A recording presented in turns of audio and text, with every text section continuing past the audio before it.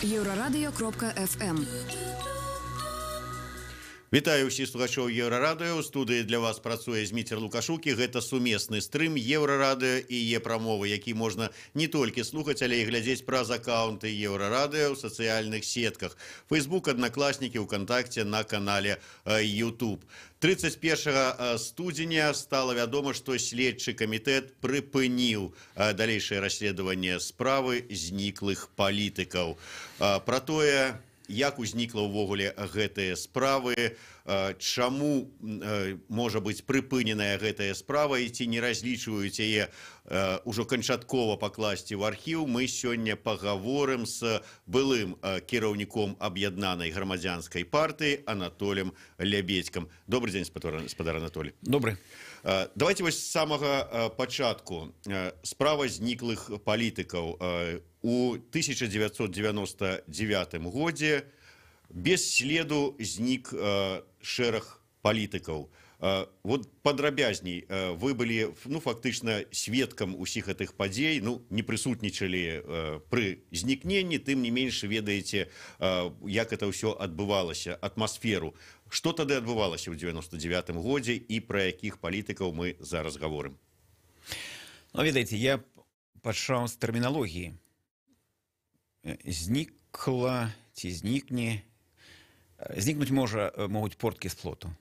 А палітыкаў, яны былі скрадзеныя, і сёння мы можам гаварыць завершанымі фразамі забітыя. Таму я думаю, што гэта істотная такая папраўка, бо тыя ж самыя праваахоўныя органы, НГО, глядзіце, колькі ў нас людзей штогод знікае. Недзе паехаў, недзе застаўся і гэтак далей. Тут якраз справа ідзе пра арганізаваныя злачынствы, пра скраданне і фізічную ліквідацыю палітычных апанентаў Александра Лукашэнкі. Калі мы говорим пра 99 год, які гэта быў год? Давайте мы от пачатку все ж таки назовем имёны. Гаворка ідзе пра экс-міністра ўнутраных спраў Юрыя Захаранку, таксама былога экс-кіраўніка Цэнтральнай выбарчай камісіі Ганчара і бізнесмена Анатоля Красоўскага. Так, і да гэтага я б дабавіў, што на той час Віктор Ганчар, ён быў фактычным кіраўніком распушчанага, але дзейнічаючага на той час Верхоўнага Савета 13 склікання, легітымнага парламента. Парламента, якого прызнаваў да 2000 года, прызнавала міжнародная супольнасць, прызнавалі міжнародныя арганізацыі як легітымны. І Віктор Ганчар, з улікам таго, што Шарэцкі фактычна адышоў, ад'ехаў ад усіх справаў, ён арганізоўваў працу Верхоўнага Савета. І гэта была пэўны выклік, пэўная пагроза для Александра Лукашэнкі, для яго атачэння. Я удакладнюся, гэта Верхоўнага Савета, які ўжо збіраўся не в авальнай зале, в авальнай зале сядзелі ўжо іншыя дэпутаты, а вот недзе ў іншых месцах праца такая праводзілася. Так, і тут я раблю акцент менавіта на легітымнасць, бо, напрыклад, у парламенцкай асамблеі АБСЕ прыязджала дэлегацыя Верхоўнага Савета 13 склікання, я быў чальцом гэтай дэлегацыі, і міжнародная супольнасць успрымала менавіта нас, а не палату прадстаўнікоў, як легітымны парламент прадстаўніка Беларусі ў міжнародных арганізацыях. І таму, канешне, тая роля, функцыя, якую выконваў Ганчар на той момант, яна была такая, дастаткова унушальнай, і, канешне, гэта была частка палітычнага жыцця Рэспублікі Беларусь. А Юрась Захаранка ў той час, я нагадаю, ён праводзіў дастаткова такую актыўную працу па стварэнню грамадскай арганізацыі, якую ён інтэграваў былых супрацоўнікаў сілавых структураў. І трэба прызнаць, што генерал Захаранка быў дастаткова такім уплывовым сілавіком вядомым, за якім гатовы былі ісці, як мінімум тыя, хто калісьці быў у сілавых структурах. І стварэнне гэтай грамадскай арганізацыі, я думаю, што хваравіта ўспрымалася ў многіх кабінетах беларускай улады. Я хочу дадаць, што вы ўзгадалі пра тое, што быў такі легітымны, але, скажем так, ценевы парламент. 13 скліканне, бо быў абраны нібыта афіцыйны. І ў той жа час быў ценявы ўрад. і Юрый Захаренко ў гэтым ценявым урадзе узначальваў камітэт па бяспецы. Абсолютно докладно. Ну, на той час нельга говорить про двухуладдзе. Двухуладдзе было падчас вот это конституцыйнага клімату, крызісу паміж клімат быў вельмі складаны, а вот крызіс ён быў такі, што было рэальна двухуладдзе. З аднаго боку быў Верховны Савет 13-го склікання і Конституцыйны суд, з другого боку быў Александр Лукашенко, і тады было рэальна двухуладдзе. Пра час, які мы гаворым, гэта ўжо крышку пазней.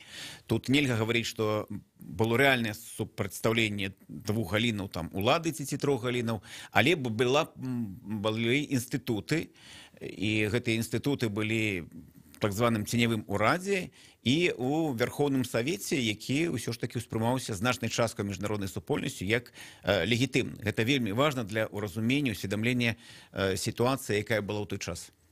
Такім чынам мы зараз гаворым пра такіх двух самых, фактычна самых уплывовых палітыкаў апозіцыйных на той момант у Беларусі. Юрый Захаренко і Ганчар. Яны былі так рэальна ў топе тых, хто ўплываў на сітуацыю, на падзеі. І самае галоўнае, што у іх была не проста нейкая крэдытная гісторыя з мінулага. Самае галоўнае, што яны былі дзейнымі палітыкамі. Менавіта тыя, якія спрабавалі ўплываць на сітуацыю. Згадаем там альтэрнатыўныя выбары, якія ладзіў Віктор Ганчар. А больш таго, вот у той час Верховны Савет збіраўся на свае паседжанні, і тады была створаная спецкамісія, якую ачалваў Ганчар. Я таксама ўваходзіў у гэтую камісію, і яна займалася наступнай справай. Быў падрыхтаваны аб'ёмны такі дакумент, які гаварыў, што Александр Лукашенко не мае легітымнасці. І гэта была вялікая праца групы юрыстаў, падрабязна, дзе было парушэнне Канстытуцыі, якія законы былі парушаны за гэты час. І гэта было, натуральна, асновай паставы для таго, каб гаварыць аб нелегітымнасці Александра Лукашэнкі. І улічваючы, прымаючы да ведама, што Верховны Савет 13-го склікання на той час усё ж такі ўспрымаўся як легітымны парламент Беларусі, вот выхад гэтага дакумента з рук, з-пад пера адмысловай камісіі Верховнага Савета 13-го склікання, канешне, ён набываў пэўную легітымнасць і вагу. І гэта была так пагроза, як выклік для дзейнай улады, для пэўных людзей, уключаючы Александра Лукашенко. Але ўсё ж такі, вот гэта зараз мы можам разважаць пра тое, колькі людзей насамрэч падтрымлівае Александра Лукашенко, колькі не падтрымлівае, і спрачацца там, што там 40 ці там 50 ці 30% насамрэч падтрымліваюць Лукашенко. У 99-м годзе сітуацыя была зусім іншая. Тады фактычна, пераважная большасць на самой справе падтрымлівала. Наколькі рызыкоўная для кіраўніка Беларусі была дзейнасць гэтых двух палітыкаў? Улічваючы вот такое усе агульнае пакуль яшчэ не расчараванне. Я думаю, што для Александра Лукашэнкі ўсё, што ім не кантралюецца, і па сённяшні дзень гэта нейкі выклік. Я думаю, што разгон Верховнага Савета 13-го склікання і Конституцыйнага суда, з пункту гледжання, так скажам, гісторыі нейкай іншай краіны, гэта было анамальна. Таму што Верховны Савет 13-го склікання – гэта 198 дэпутатаў, у якім дзейнічаюць дзве апозіцыйныя фракцыі. Грамадзянскае дзеянне на чале з Станіславам Богданкевічам, у якую ўваходзіў і Віктор Ганчар, і Саюз працы. Гэта група бліжэйшая да сацыял-дэмакратаў. Там было на пачатку, здаецца, 18 чалавек, 36 198. На першым этапе па асноўных пытаннях эканамічнага павесткі дня, сацыяльнай, і камуністы, і аграрыі, яны падтрымоўвалі Александра Лукашэнку. Не з'яўляецца сакрэтам, што ён чалавек левых поглядаў. Таму любы іншы кіраўнік дзяржавы, маючы там канстытуцыйную большасць у парламенце, сказаў бы, гэта класна для мяне, але не Александр Лукашенко. Вот для яго было прыйсці ў парламент, у сапраўдны парламент, дзе выходзілі дэпутаты і, гаворачы не па паперцы, выстаўлялі яму прэтэнзіі, гаварылі і пра карупцыю, гаварылі пра злоўжыванне яго атачэння, гаварылі пра тупіковую эканамічную сацыяльную сацыяльную палітыку, ён гэта ўспрымаў абсалютна вельмі хваравіта. І я думаю, калі б там было 5 і 6 чалавек, ну мы ўжо ведаем наступная група Рэспубліка на чале з генералам Фроловым, гэта таксама быў выклік, і хваравіта ўспрымалі беларускія ўлады сам гэты факт. Таму я так говорю, что, видать, на той час у Александра Лукашэнкі бясспрэчна была куды больш высокая падтрымка ў грамадстве, але наяўнасць нават парламента, які ён разагнаў, але які з'яўляецца легітымным для часткі грамадства ўнутры краіны і легітымным для міжнароднай супольнасці, і які падрыхтаваў фактычна юрыдычны прававы дакумент, на падставе якога можна гаварыць, што Александр Лукашенко узурпаваў гэтую ўладу, што ёсць вялікія прэтэнзіі з пункту гледжання права, закону да яго як да легітымнага кіраўніка, ён разглядаў гэта як небяспеку для сябе.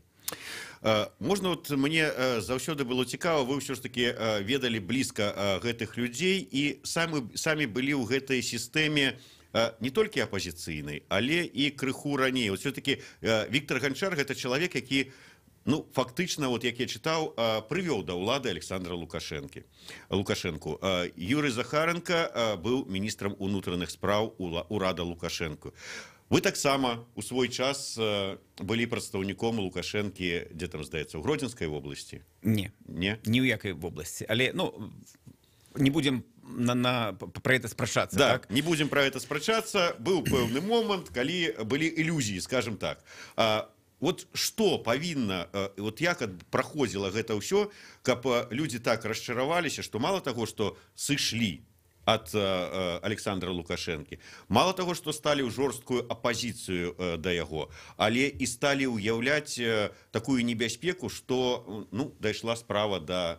Вот. Я пакуль буду карыстацца тэрмінамі, якія ёсць у афіцыйных дакументах, знікненнем. Ну, ведаеце, абсолютно нормально. Ну, па-першае, это вельмі важнае. Александра Лукашэнку да улады, да пасады прэзідэнта Рэспублікі Беларусь не прывёў нехта канкрэтна за ручку. Бо тады была магчымасць хоць і дрэннага, але галасавання. І гэта азначае, што да улады Александру Лукашэнку прывялі выбаршчыкі. Добра гэта ці дрэнна, гэта мы можам ужо зараз кожны сам вызначаць. Гэта першае, і гэта вельмі важнае.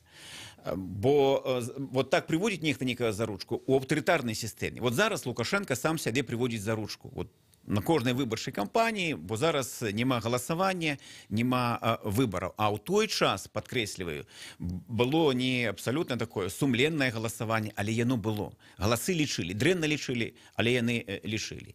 І другое. Віктор Ганчар не быў чальцом каманды кандыдата ў прэзідэнты Александра Лукашэнкі. Это зноў жа трэба пацвердзіць, просто канстатаваць як факт. Так, ён зрабіў дастаткова шмат, каб адбылося не зусім, відаць, такое чыстае ў прававым плане галасаванне па праекту Канстытуцыі, калі ўводзілася пасада прэзідэнта, гэта было, але гэта быў вот да пачатку прэзідэнцкай кампаніі. У самой кампаніі ён практычна не прымаў ніякага ўдзелу, адзінае, што як бы дазволіў эксплуатаваць сваё імя дэпутата Віктора Ганчара.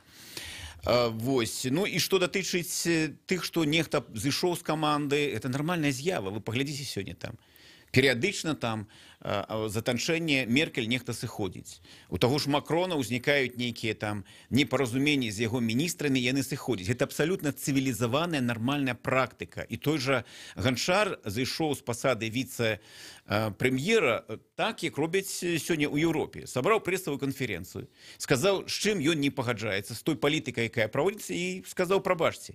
І тое, што ён пайшоў у апазіцыю, это таксама нармальна, бо ў яго была палітычная пазіцыя, свае погляды і меркаванні. Тут няма нічого дзіўнага. Мы перарвемся на невялічкую паузу. Кароткі выпуск навінаў на Еўрарадыё. Нагадаю, што ў мяне ў гасцях Анатоль Лебедзька, і мы абмяркоўваем прыпыненне следчым камітэтам, далейшае расследаванне справы зніклых палітыкаў.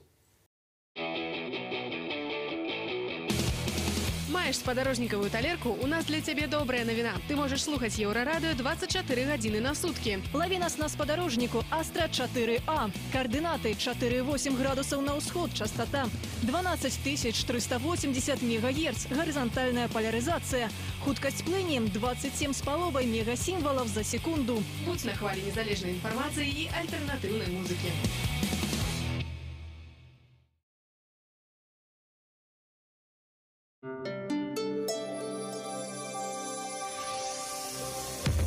Еўрарадыё.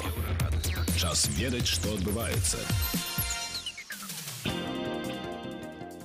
Вітаю каротка пра асноўныя падзеі. Развітанне з вялікім беларускім перакладчыкам Васілём Сёмухам адбудзецца ў Мінску сераду 6 лютага. Пра гэта ў сваім акаунце паведаміла старшыня беларускага пэн-цэнтра Тацяна Нядбай. З 10 да 14:45 яно будзе праходзіць у рытуальнай зале па вуліцы Альшаўскага, 12, пасля чаго аўтобусы паедуць у крэматорый на паўночныя могілкі. Васіль Сёмуха пераклаў на беларускую Біблію Фауста Гёте, доктара Фаустуса Томаса Мана і іншыя шэдэўры сусветнай літаратуры. Ілон Маск паказаў першае выпрабаванне рухавіка «Рэптар» для міжнароднага карабля, міжпланетнага карабля «Старшып». Як мяркуецца, ягоны палёт вакол месяца можа адбыцца ў 2023 годзе. Праца над праектам стварэння гэтага рухавіка працягвалася некалькі год. Былому галоўнаму патолага-анатаму прадставяць новае абвінавачанне. Пра гэта паведамляе пракурор Святаслаў Вялікі на пасяджэнні суда сёння. Пракурор хадайнічаў пра перанясенне судовага паседжання на 10 дзён у сувязі з новымі абставінамі. Суддзя Марына Запаснік паведаміла, што да матэрыялу справы далучаныя новыя факты, якія тычацца новых эпізодаў хабару, і перанесла пасяджэнне на 14 лютага. Нагадаю, што Пучкова і так вінаваціць у тым, што ён браў хабар больш за 20 гадоў і затрымалі яго на гарачым учынку. Ён браў $3000 хабару, увогуле атрымаўшы за гэтыя 20 гадоў каля $200,000. Святлана Адзінец, служба інфармацыі, Еўрарадыё.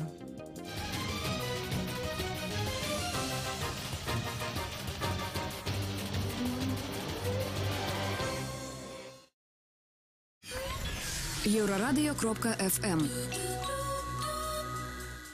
Вітаю ўсіх слухачоў Еўрарадыё. Студыі для вас працуе Зміцер Лукашук і разам з маім госцем, былым старшынёй аб'яднанай грамадзянскай партыі Анатоліем Лябедзькім, мы гаворым пра прыпыненне справы зніклых палітыкаў следчым камітэтам. Давайте ўсё ж таки вернемся крыху да гісторыі. Мы так сходили у 99-й год, прыгадалі, якая там атмасфера, прыгадалі вы, хто ж насамрэч на той момант у палітычным плане былі такія і Юрый Захаренко, і Віктор Ганчар, а зараз крыху такой, ну, можа быць, па датах. 7 мая 1999 года Юрый Захаренко знік.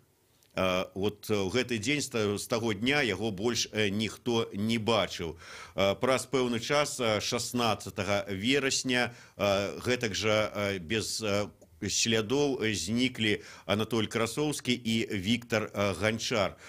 Як гэтыя звесткі пра тое, што людзі прапалі, ну вот калі вот першае прапаў Юры Захаренко, як гэта было ўспрынята, вот як паставіліся, там сапраўды падумалі, можа ён куды-нибудь удраў там за мяжу і там хаваецца, не паказвае голасу, не падае, ці вот як адразу былі нейкія падазрэнні, што што-то тут нечыста? Ну, што датычыць Юрася і Віктора, тут сітуацыя для тых, хто іх ведае, яна была такая чорна-белая. Ні пра які там з'езд за мяжу гаворкі не можа быць ні тады, ні цяпер. Усе ведалі іх як людзей дастаткова такіх бескампрамісных, якія, калі рабілі нейкія заявы, то для іх гэта быў і план іх дзеянняў. Ну, я ведаю, напрыклад, што таго ж Віктора Ганчара спрабавалі купіць, спрабавалі запалохваць, яму прывозілі грошы, цэлы там не чамадан, але дыпламат, такі кейс, і прапановалі, каб ён проста узяў гэты фактычна хабар і адышоў ад палітычнай дзейнасці. Вот цікава просто, а колькі каштавала адыход ад палітычнай дзейнасці ў 90-х годах? Колькі я згадаю, гэта было там 300 000. Ён мне адкрыта гаварыў, таму што мне з ім былі такія адкрытыя стасункі, адносіны. $300 000? Так. даляраў. Ну, на той час такое даволі сур'ёзная сума. Сур'ёзная сума. Больш таго, яго спрабавалі запалохваць, і там праз пэўных людзей, якія да яго прыязджалі і гаварылі, там не наўпрост, але намякалі, што могуць быць праблемы і гэтак далей. Таму вот я просто адвяргаю гэтыя версіі, якія потым распаўсюджваліся афіцыйнай прапагандай, што быццам нехта бачыў там Захаранку ці ў Германіі там ці дзесьці яшчэ. Не. Захаранка таксама быў чалавек бескампрамісны. Я сам з ім калі размаўляў там, так, я ад яго чуў вельмі такія радыкальныя фармулёўкі ў адносінах да кіраўніцтва Беларусі і з тым, што ён можа з імі рабіць, так? І гэта выглядала вельмі радыкальна. Не буду зараз у эфіры гаварыць. І натуральна, што гэта быў такі сакрэт палішынэля, які ведалі ўсе. І ведалі, чым ён займаецца, і чаму ён вакол сябе гуртуе сілавікоў. І людзі да яго ішлі. Фактычна, у кожным рэгіёне, куды мы там прыязджалі, на сустрэчы прыходзілі былыя там афіцэры, якія гатовы былі да супрацы з Захаранкам. Быў ён папулярны ў Беларусі і гаварыў, што ён хоча займацца палітычнай дзейнасцю. Я думаю, што пры перспектыве прэзідэнцкай кампаніі палітычныя амбіцыі былі і ў харызматычнага генерала Захаранкі і Віктара Ганчара, які быў, трэба сказаць, на той час адзін з самых папулярных і вядомых палітыкаў у Беларусі, таму што у яго быў капітал Верхоўнага Савета 12 склікання, 13 склікання, і ўсё ж такі было шмат плюсаў, якія прыцягвалі да яго людзей. Атрымліваецца што можа быць улады, калі ўжо зараз гаварыць канкрэтна пра Юрыя Захаранку, улады, можа быць, мелі якую-нибудь інфармацыю, што ён там рыхтуе узброены пераварот, і пайшлі на такія меры. Я не выключаю, што сілавікі з атачэння Александра Лукашэнкі маглі такім чынам і інфармацыю і даводзіць, і нават даваць нейкую нарэзку яго там заяваў, нейкіх перамоў, якія там маглі быць у нейкіх кулуарных месцах, там ці па тэлефоне. Усё гэта магло быць, таму што, падкрэсліваю, ні адзін, ні другі сваіх амбіцый не хавалі, і больш да таго яны падмацоўвалі іх штодзённым працай. Адна справа можна было рабіць на нейкія агульныя заявы, так? Але калі ты ачалюеш спецыяльную камісію Верхоўнага Савета, калі ты арганізоўваеш працу вялікай групы юрыстаў і рыхтуеш дакумент, правовы, падкрэсліваю, дакумент, з якога вынікае там больш за сотні парушэнняў дзейнага заканадаўства, якое дзейнічала на той момант. І гэта былі проста факты. Калі прэзідэнт парушае канстытуцыю, закон, ідзе абгрунтаванне, калі гэта было парушана, то, канешне, гэта ставіць пад сумнеў яго легітымнасць, і гэта, канешне, выклікае пэўную пагрозу для дзейнай улады. Але мы гаворым пра 99-й год, калі ўлада ўжо фактычна ўся ў руках Лукашэнкі. Апублікаваў Ганчар или выйшаў дзе-то перад камерай з гэтым дакументам. І што? А што, калі Александр Лукашенко, памяце, вядомая фотокартка, калі ён прысутнічае на паседжанні Верхоўнага Савета і выцірае слязу. А як яна ўзнікла? Гэта ўзнікла пасля таго, як там на трыбуну выйшлі дэпутаты і сказалі, што ёсць у вас карупцыя ў вашым атачэнні. І гэта такая эмоцыя. А калі там гаворыш, што табе кажуць, што ты парушыў Конституцыю, там 10 артыкулаў Конституцыі, парушыў там 40 законаў, ад гэтага ж не адхілішся, не даб'ешся. Любы можа паглядзець і насамрэч. Невялікая затрата часу, і ты разумееш, гэта ёсць парушэнне ці не. І гэта хваравіта ўспрымалася Александром Лукашэнкам. Ён на той час, 99-й год, ён жа нават Александр Лукашенко 94-го года і 99-й гэта две розныя асобы. У 94-м годзе я магу сказаць, сведчыць, што ён яшчэ слухаў. Так? А ў 99-м годзе у яго ўжо ўсё. У яго там быў карона. Не было шапкі Манамаха, але гэта карона была. І яму атачэнне ўвесь час гаварыла, што ён самы разумны, што ён самы правільны. І калі узнікаюць такія выклікі, то, канешне, для яго гэта было вельмі хваравітае ўспрыняццё і таго, што яму вылучалася як парушэнне, як крымінал нейкі. І, канешне, людзі, якія стаялі за гэтым, яны таксама пераходзілі ўжо ў стан ворагаў асабістых. Калі вот Захаранка, калі Ганчар уяўляліся сваімі палітычнымі амбіцыямі небяспеку для дзеючага кіраўніка, то ў чым небяспека была бізнесмена Анатолія Красоўскага? Ну, Красоўскі просто мог не ў той час апынуцца не ў тым месцы. Ён быў сябар Віктара Ганчара, і я ведаю, што была і пэўна дапамога там фінансавая па рэалізацыі нейкіх там планаў, праектаў. Но мы ж ведаем, дзе яны зніклі, каля лазні, і яны разам туды прыехалі. Ну, яму проста можам сказаць, што і не пашанцавала, што ён у гэты час менавіта знаходзіўся з Віктарам Ганчаром. І калі ставілася задача фізічнай ліквідацыі, то, ну, конечно, ніхто б не аставляў сведку, ну, называць пра гэта цяжка гаварыць, але рэчы сваімі імёнамі. Сведка не мог застацца ў жывых. Все ж таки цяжка ўявіць, што хай сабе там і 90-е гады, але это ўжо не ліхія там пачатак 90-х, не канец там 80-х, 99-й год, краіна ў цэнтры Еўропы, і што вот так вот просто ўзялі і людзей застрэлілі. Гэта цяжка сабе ўсё ж таки ўявіць. Вот ці ёсць якія-небудзь, ну я не ведаю, там доказы, недоказы таго, што вот вы пачалі размову з таго, што я канкрэтна вот вы заявілі, што яны забітыя і што вінаваты вядома хто. А і доказы? Доказаў больш чым дастаткова. Но ведаеце, калі ёсць рапорт генерал-майора Лопатіка, начальніка крымінальнай міліцыі. Ёсць рапорт, і там яго рукой чорным па беламу напісана, і ўзгаданы прозвішчы, хто аддаваў каму якія загады, і што рабіць. І гэта афіцыйны дакумент, ён ёсць. І ёсць маса іншых доказаў. Ёсць і доказ, і кніжка Алкаева, які быў начальнікам Валадаркі. І ёсць журнал выдачы пісталета расстрэльнага. Каму і канкрэтна, і хто як перадаваў. Гэта ўсё апісана. Ёсць ужо цэлыя там кнігі па гэтых злачынствах.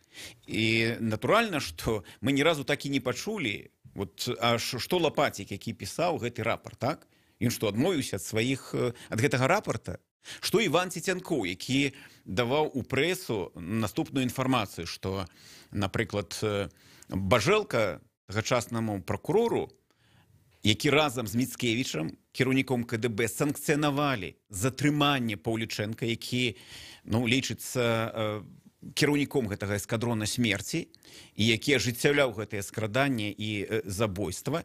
І ён піша, ён гаворыць адкрыта, што было запрошана абсталяванне спецыяльнае ў Расіі у прокурора, і было пазітыўнае рашэнне. Вот не хапіла 2-3 тыдні, каб гэта спецабсталяванне прыехала, якая скануе там зямлю, і можна было знайсці парэшткі ўжо тых трупаў, якія там знаходзіліся ў зямлі.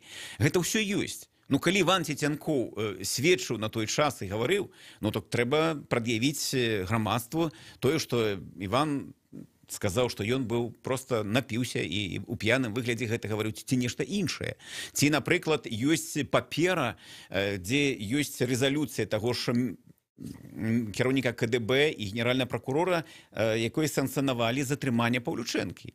І ёсць факты, што Паўлючэнка знаходзіўся ў той так званай амерыканцы, і што яго адтуль вызвалілі толькі праз тэлефонны званок Шэймана. Я скажу наступнае. Калі ў 99-м годзе мяне запрасілі ў пракуратуру, то следчы, адзін з следчых, які вёў гэтую справу, вывеў мяне ў карыдор і сказаў: Владимирович, няўжо вы думаеце, што мы не прафесіяналы? У нас ужо дастаткова матэрыялаў, каб хоць заўтра ісці з імі ў суд. 99-й год. Следчы, адзін з следчых, які вёў гэтую справу, які знаёміўся і з рапартам Лапатіка, там і з Алкаева рапартам, з тымі допытамі, з усёй гэтай інфармацыі, яны гавораць, што было дастаткова матэрыялаў, каб ісці ў суд. Калі ім не далі ісці ў суд, што гэта гаворыць? Гэта гаворыць, што рашэнне прымалася, ну, так скажам, на вяршыні палітычнага Алімпу. І гэта, канешне, цень і на Александра Лукашэнку.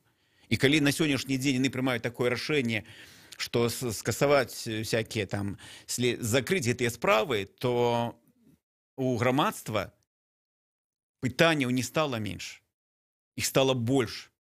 І гэта азначае, што можна фармальна сказаць, што яны адпраўлены ў архіў, але гэта не так з пункту гледжання гісторыі. Я скажу, што мой прагноз, вот гэтыя справы там зніклых ці скрадзеных палітыкаў і журналіста Завадска, гэта ёсць ахілесавая пята Александра Лукашэнкі, яго бліжэйшага атачэння. Чаму? Таму што праз нейкі час, там, праз 5, 10, 20 гадоў цяжка будзе ўзгадаць, якая тут эканамічная ці сацыяльная палітыка праводзілася. І людзі адны скажуць, была добрая, другая дрэнная, але людзі будуць гатовыя, сказаць, хай так яно і было. Мы можам за гэта прасціць там, да? Але вось ніхто не можа прабачыць за тое, што забралі ў кагосьці чалавечае жыццё. Вот гэта 100%. І досвед лацінаамерыканскіх краін, афрыканскіх нам гэта паказвае. Дзесяцігоддзі праходзілі, але вот забойствы, палітычныя забойствы, яны ніколі не пайшлі і нікуды не пайшлі ў архіў. І я думаю, такое адчуванне ёсць ва ўлады. І тут трэба было б нейкія іншыя прапановаць ім рашэнні ўсё ж такі, чым тое, чым яны зараз зрабілі. Гэта самае слабое палітычнае рашэнне. А направіць гэтыя справы ў архіў і сказаць, што быццам нічога не было.